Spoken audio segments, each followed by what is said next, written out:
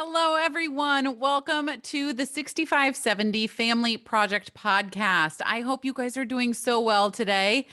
I am going to admit I am tired today. I am so exhausted. It's a Saturday when I am recording this for all of you, and it's just been one of those Saturdays that didn't intend to be, but turned out to be the go, go, go. Like you wake up and there's something just scheduled at every, hour of the day, taking kids here, meeting friends there, went to a gender reveal party earlier today, and going out with friends. So all good things and all great things, and even quote unquote relaxing things. But whew, you get them all together and out in the fall weather, and I am tired. And it was an unexpected, which leads me into today's topic, which is owning your story, even when it doesn't fit the story that you were supposed to, air quotes, follow, right? We all have that.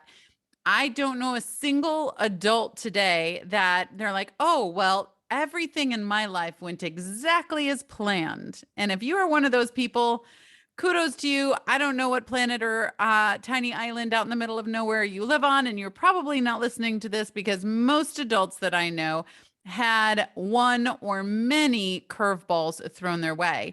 And it's really all about balance and rebalance and balance and rebalance. And there was this time I remember when the kids were little.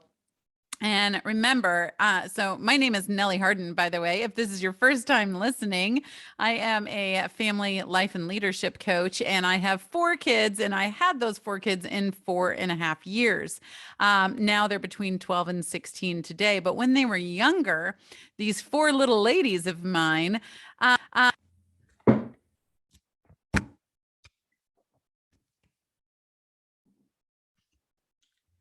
so So when they were younger, these 4 little ladies of mine, I felt like they were going to, just get into a rhythm. And we would get into this rhythm on Tuesday. And then on Thursday, they would be like, no, we have to do this, or there's a visitor coming, or we need to go do this now. Everything changed. I felt like I was constantly on this balance, rebalance roller coaster going on. And that was throwing me for a loop because I was like, wait a second, I thought I had everything. Oh, but now we have, this variable in here. So even in life scripted, the unbalance can definitely come in. But if you've been listening to this podcast for any amount of time, or if this is your first time, I speak about building leadership into the family, and not like I want my kid to go be a CEO someday leadership. I am talking about that inner compass of leadership that we can build within our family and build within our kids, so that by the time they leave home, they are equipped for that outside world, because they have this inner compass of leadership, self-led leadership within them to go lead whatever that is. It may be something outside of them, but definitely something inside of them. But leadership is the ability to thrive and help others thrive through the expected and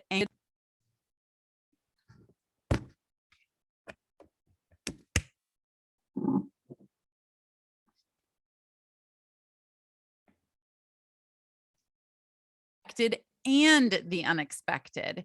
And so when we think about that and we break it down, it really has 4 components to it, which is discipline, vision, vulnerability, and resilience.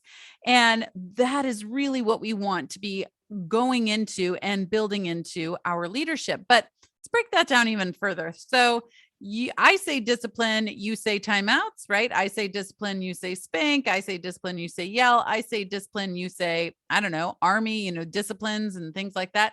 So let me get more specific with this with you. So discipline in our home looks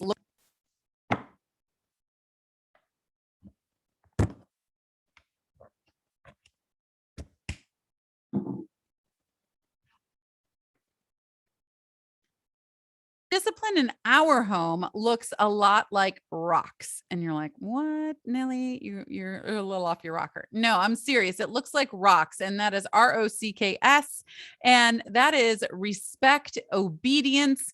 And so the respects, we talk about all the respects in there, self, others, time, property, all the respects in there.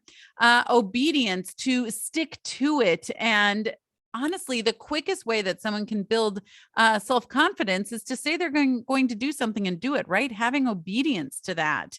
And then we have compassion, and we have kindness, and we have the self-led discipline. So why is self-led discipline part of the discipline formula? Well, because as a family, we are handing over this discipline from being the parent doing the one disciplining to, by the time they leave home, we want them to be the one that are disciplining themselves, right? We want them to be able to see a situation, come up with an action plan, follow through with it, and get to an accomplishment. That is Jim Rohn's definition of discipline, and I love it. That's what I live by. It is the bridge between goal and accomplishment. And so those are how discipline are broken down. Okay. And then, of course, we have vision, right? We want to be able to see, be a visionary of our own future. We can be a visionary of all sorts of things. You hear about visionaries a lot of times when you're talking about companies, right? And, where this could go. I have this idea now, and where this could go and unfold and develop in the future. Well, we need that for our own lives too, especially when something unexpected happens, because we need to be able to see beyond it. Vulnerability can't go very far. It's kind of like if you forget your car keys, right? You can't go very far if you don't have vulnerability. You can get really stuck and build 9-foot wide walls all around yourself. But vulnerability is what is going to grow you and help you grow those around you. And then resilience is the ability to rise. My words for my life are matter, love, and rise. I want to make sure that every day I am making matter. I want to make sure every day I am loving, and I am also feeling loved. And that's also by myself, feeling loved, to myself as well. And also rise every time I fall down, which, let me tell you, is a lot of times as a mom, as a business owner, as a wife, as a person in this world, as a woman. I fall down a lot, but I just have to keep rising and getting back up. So that is what leadership can really look like. And it's the what, right? It's just the what. I was like, okay, that's great. And now I need to know what I can do, how I can do it in order to get there, right? So my friend Letty, she is a health and wellness coach. We worked together for a very long time, but just like she says, and just like in wellness, we know, right, to choose the kale over the cookies. We know that is the better choice, but what is the thought and action process to actually do that? Now, I am a lifetime lover of some really good chocolate chip cookies. So I am not saying don't ever have a chocolate chip cookie. I never want to go on the record as saying that, because that is not from me. But my point is, we know the better choices to make, but how do we actually make those choices? And it's really about the key mindsets, the skill sets, the understandings. And what do you have to know, right, in order to clear the path toward accomplishing leadership in your home and effectively teaching the kids how to do that in their own life, right? That's what we want to do. My coaching program, the Family Leadership Academy, does exactly this. And I am so thankful for the families that have been through it, the families that will go through it, because it is such a help for them. It is such a help for their kids and their future. And honestly, it comes full circle because it's a huge help for me too, because think about this. What if we had more level-headed, truth-seeking, visionary, resilient leaders out there in the world? How would that affect our world? It would make it a much better place, right? So the more that I can get out there and I can teach and help people through the Family Leadership Academy and even our VIP days that we do, the better, right? Productive parenting big shout out right there. But all of that being said, what can happen that doesn't fit in your story?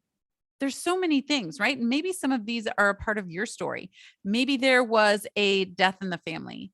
Maybe there was a job loss, a pregnancy, an unexpected pregnancy, an illness. Maybe there's mental illness issues happening, addiction. Maybe, just maybe, gonna, bet on this one. There's a world pandemic that you didn't see coming, right? So let me ask you this with what we have just gone through and talked about, what would the world have looked like if leadership was front loaded into the world for adults and especially kids before the pandemic had happened so that people didn't have to scrounge around for it in the trenches when we were in it? Okay. Just sit with that question for a minute. What if we would have front loaded this leadership, this vulnerability, so our kids can actually talk to us about how they're feeling, right? And this vision to see what is going on, but we will get past it. And let's figure out all the creative ways to get past it, right? Resilience to rise when we fall. There was so many people that fell during the pandemic for so many different reasons, from actually getting and I'm not saying that the pandemic is over. I heard someone the other day saying, "Oh, now that we're past the pandemic," and I was like, "I didn't get that memo. Are we past the pandemic? I didn't think so," because it still affects my life today, and until it's not affecting our lives, I don't know if I can put a check mark next to that box and put it in my past, right? But anyway, some people were affected emotionally, mentally, physically, all the things, right? But what if we would have front loaded some more leadership into our families before the pandemic ever happened? And we didn't know it was going to happen, right? We didn't know it was coming. And you rarely know when life's turns are coming, right? I can only think of a few things like moves, right? Retirement, your kid going off to college, maybe having a baby. Even if it was an unexpected pregnancy, you don't get pregnant and have a baby the next day. Typically, I have seen some strange shows or stories about that, but it does not typically happen. You have some runway there, right? But even if the events are known to be coming, right? The emotions will slap you in the face every time. The expected ones and a lot of unexpected ones. When you are with a loved one that has been suffering for a long time and they pass on, you're going to feel things you didn't expect to feel, right? And you are going to, your feet are going to be wiped out from under you, and you're going to be going through all these things like, I expected to be sad, I expected to be mourning, I didn't expect to be maybe relieved a little bit, and then you have the guilt spiral from that. I didn't expect to just be so alone, or whatever that is. And I've been there, you guys. I've been there. I have lost two dads in my life. My dad died when I was super, super young. I was only 1.5 when he passed away. He actually was in an accident when I was 9 months old and was in a coma and passed away when I was 1.5. And my mom was widowed at a very, very young age and had to make extremely difficult decisions. And when I was 4, she started dating this man, Steve. And when I was 8, she got married. So I had a dad again. And so, but unfortunately, he passed away suddenly from a heart attack in 2012. And so I have been there. I have seen this firsthand, right? And my brother and sister then they understand this too, and they've been through this, and I'm sure you've had these unexpected things happen in your life. And we'll never be able to predict and expect everything, good or bad. And we can't prepare for specific situations, but we can build up the pillars and foundations of the self led leadership in our lives so that the waves knock us, but don't drown us. Okay. There's a big difference there. They can knock us, but don't drown us, right? Discipline to be compassionate during challenging times, right? It is easy to lash out when your emotions are spiraling. Super easy. So discipline to be compassionate to others, even during challenging times. Discipline to be in obedience to get through that pile of bills that you've never had to look at before and all of the legal schmiegel mumbo jumbo that you have no idea what it is. And now it's your responsibility, right? And sorry, lost my place there.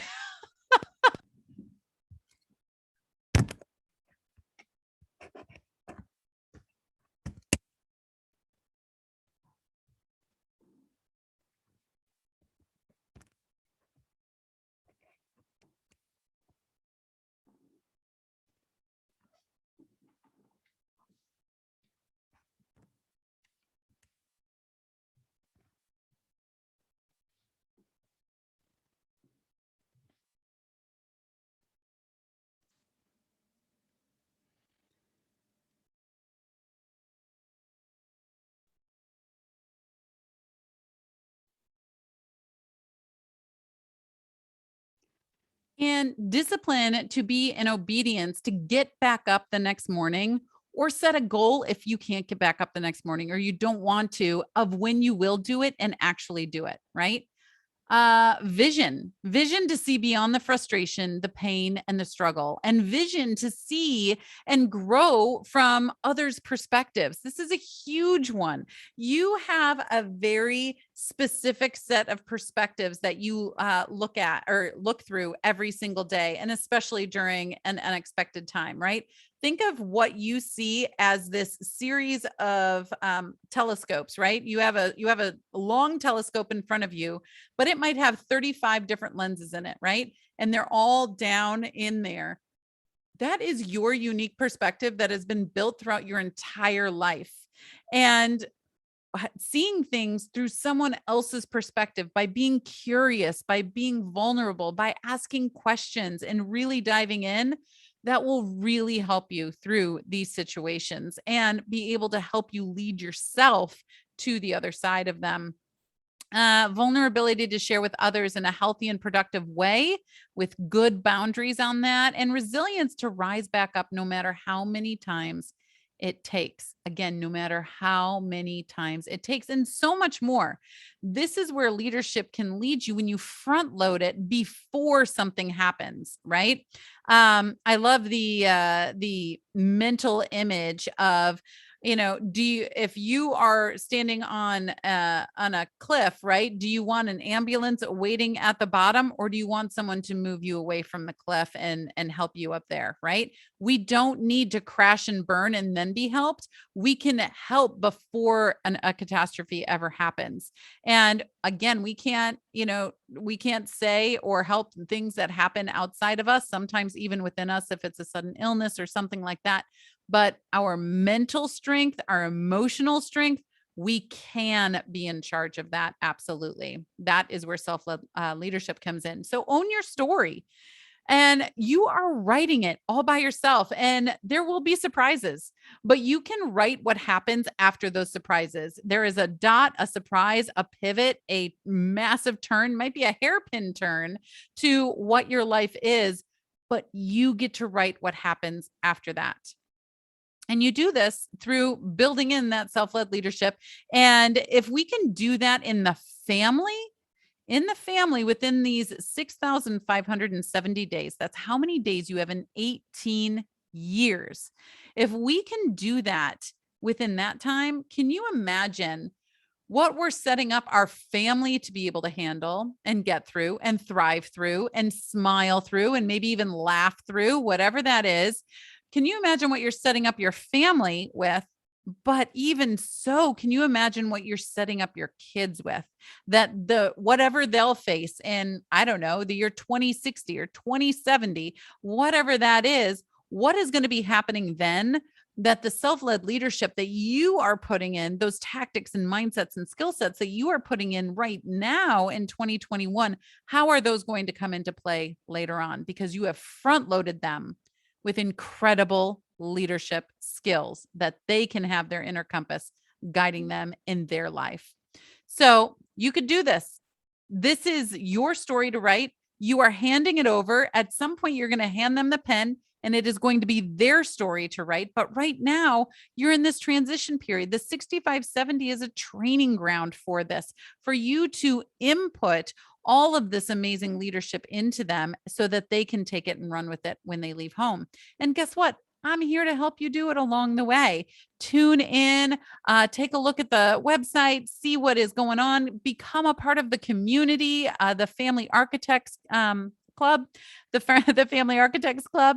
And I would love to see you there. We have so many resources, you guys, but your biggest resource is going to be yourself and building with your family. And then I can help along the way in whatever way that you would like. So I can't wait to see you guys soon. I will be back next week with another episode. And in the meantime, happy building, you guys.